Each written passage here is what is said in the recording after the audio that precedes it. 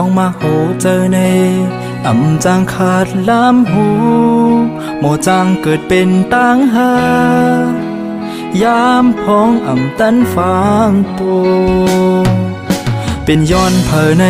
อ่ำต้นหมอกโกตื่นหูไว้อยู่เยารู้น้องคอยโหเจอเก่าต้องตื่นย้อนกอบมือ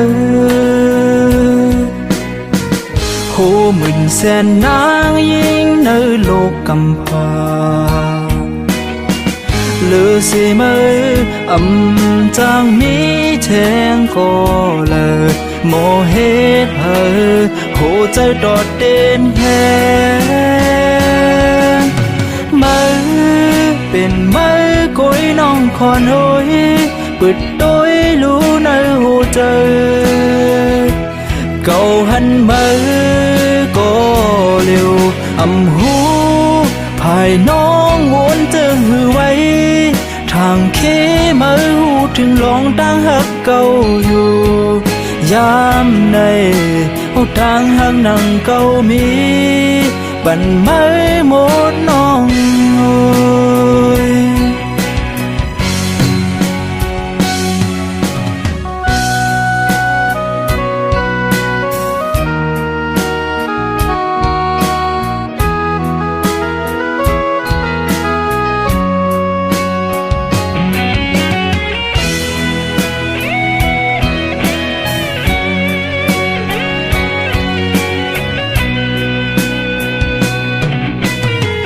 โหหมื่นแสนนางยิ่งในโลกกำพาเลือสีมืออ่ำจางมีแทงก็เลยโมเหตุเฮอโหใจดอดเด่นแหงมือเป็นมือก้อยน้องคอนโอยปิดต้อยรู้ในหัวใจเก่าหันมือก็เร็วอ่ำหูภายน้องวนเจอหือไว้ทางเคมือหูถึงลองตั้งหักเก่าอยู่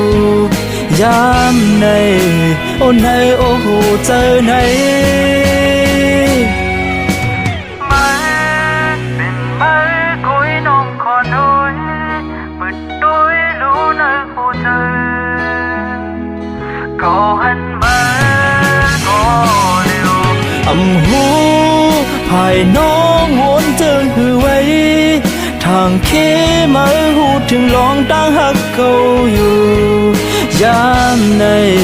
โอ้ในโอ้โหเจอในเหลือไม่เยอะไม่เคยยามใน